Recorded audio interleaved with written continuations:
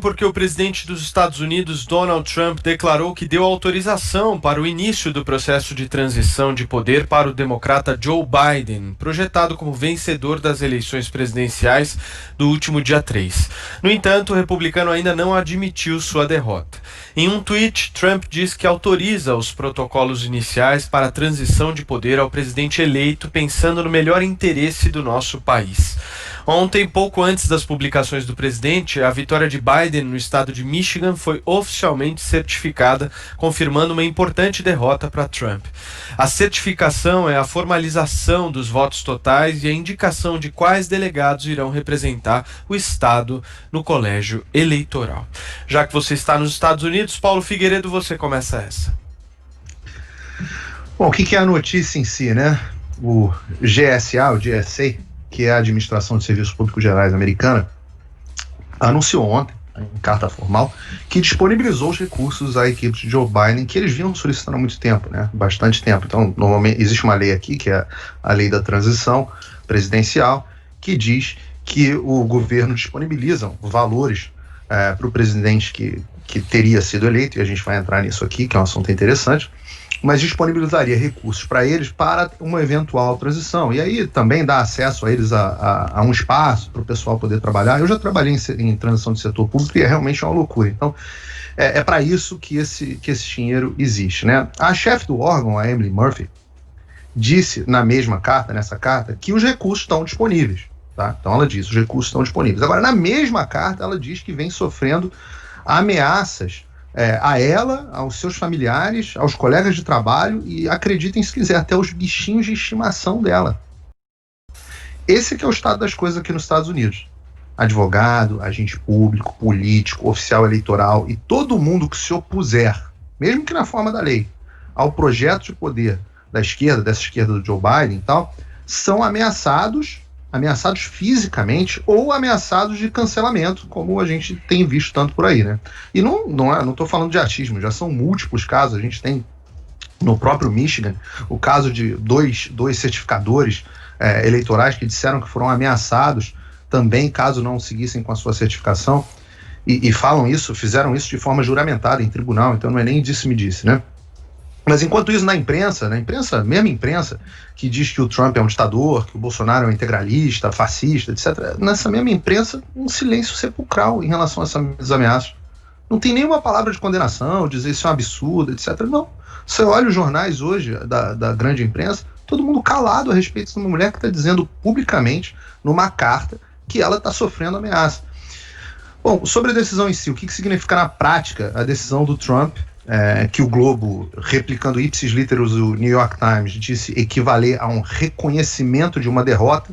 O que significa esse gesto?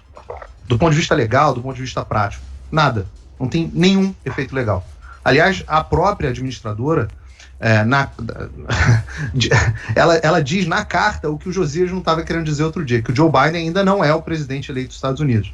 Ela diz: o GSA não determina o resultado das disputas legais e recontagens, nem determina se tais procedimentos são razoáveis ou justificados. E que o verdadeiro vencedor da eleição presidencial será determinado pelo processo eleitoral detalhado na Constituição americana. É claro. Então, a principal motivação da decisão é de que não há disputa pelos recursos. Então não tem uma disputa, como aconteceu, por exemplo, no ano 2000, em que você tinha a campanha do George W. Bush pedindo recursos e a campanha do Al Gore pedindo recursos, os dois dizendo que ganharam a eleição. Nesse ano você só tem, o Donald Trump já está no poder, né? Então não tem transição dele para ele mesmo, então só tem um lugar que esse recurso pode ir, que é para o Joe Biden. Ah, mas e se a eleição se o resultado da eleição não for confirmado a projeção que existe hoje em dia? Bom, aí se não for confirmado, o Biden tem inclusive que devolver o dinheiro.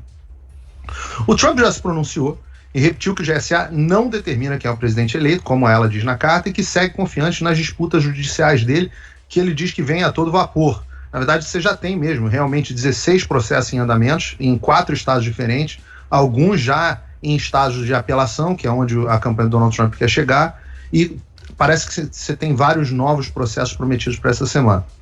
Agora, eu sou obrigado a admitir, sim, não por isso, mas pelo avanço do processo de certificação do Joe Biden em vários estados, que as opções do Trump vêm se fechando. E é importante o ouvinte saber disso. Ele precisa, se quiser continuar na disputa, começar a ter vitórias jurídicas sólidas nessa semana. Ou então vai chegar o dia em que eu vou dar a alegria inenarrável ao Josias e dizer aqui em alto e bom som: Josias, Biden é finalmente o presidente eleito dos Estados Unidos. Mas ainda não chegou esse dia. Josias. O Paulo se engana, ele não homenageará a mim quando disser isso. Ele vai homenagear a lógica. Hoje ele está dissociado da lógica, mas cada um faz a parceria. Eu estou seguindo só a Constituição, Josias. É só o que está na lei. Faz bem. Eu tenho essa mania, eu sou um pouco legalista. Eu tenho essa mania de verdade. Eu acho que você está seguindo uma ficção, não a Constituição, mas cada um segue o que deseja, né? Como previsto, os Estados Unidos, com a sua história e as suas tradições democráticas, vão se revelando mais fortes do que as idiosincrasias da Trumpolândia, que é esse país imaginário em que o Donald Trump e seus devotos escolheram viver até 20 de janeiro, quando a carcaça do elefante alaranjado vai ser removida da Casa Branca. Com mais de 2 semanas de atraso, foi formalmente deflagrado o processo de transição, que o presidente eleito, na prática, o Joe Biden já conduzia essa transição informalmente. O que ocorre agora é que o processo eleitoral segue o seu curso. O Trump continua plantando bananeira no Twitter, mas o sistema, naquilo que é essencial, ele segue o curso natural das coisas. A administração dos Serviços Gerais dos Estados Unidos, que cuida da liberação das verbas, dos recursos humanos que são mobilizados para essa transição, enviou lá a carta para o comitê do Biden, informando que a estrutura já está à disposição, os recursos também. Ainda nesta terça-feira, o Biden já deu lá uma entrevista, já indicou outros nomes da sua equipe. Essa agência claramente vinha retardando as providências da transição. Mas a realidade se impõe sobre a fantasia que vigora nesse país paralelo do Trump. Na sexta-feira, o estado da Geórgia certificou a vitória do Biden. Na segunda, Michigan fez a mesma coisa. Nesta terça, atestaram a derrota do Trump e a vitória do Biden. Pensilvânia, estrategiquíssima, e Nevada. E até o dia 8 de dezembro, os 50 estados americanos vão ter que certificar o resultado das urnas.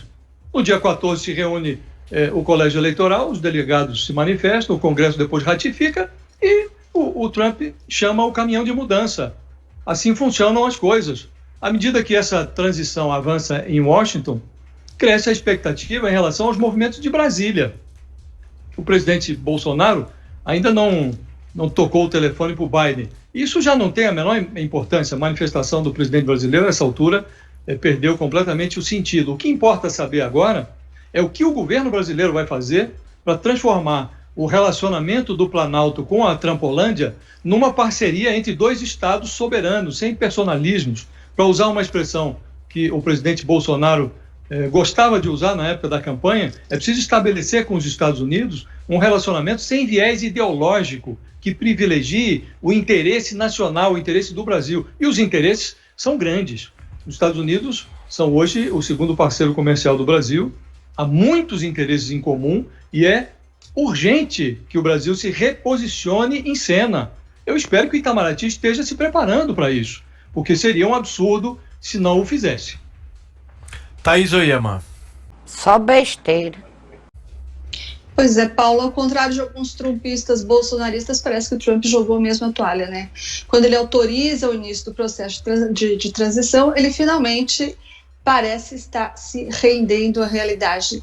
E essa rendição não aconteceu à toa, aconteceu por pressão da opinião pública, por causa das derrotas deles na justiça e por causa do abandono de boa parte dos republicanos. No campo da justiça, a gota d'água foi a Pensilvânia, né? A defesa dele tinha pedido a anulação de 7 milhões de cédulas que foram enviadas pelo correio e o juiz indeferiu por falta de provas. Falta de provas que foi o mesmo motivo que fez com que até agora a defesa do Trump tenha perdido 35 ações até o momento. E ainda contando, né? Vai que vai, isso ainda na semana que entra. Então, o presidente Trump tentou também umas teorias conspiratórias malucas para ver se colava. Disseram aliados dele espalharam na semana passada que haveria um complô com origens na Venezuela para fraudar a eleição, é claro, em favor do Biden e tal, mas não colou. E aí o presidente, se continuasse insistindo em se fingir de louco, ia acabar mesmo falando sozinho, né? Nessa semana, um monte de gente, empresários, políticos, luminários, republicanos lá, todos eles abandonaram o que já parece um Titanic do Donald Trump.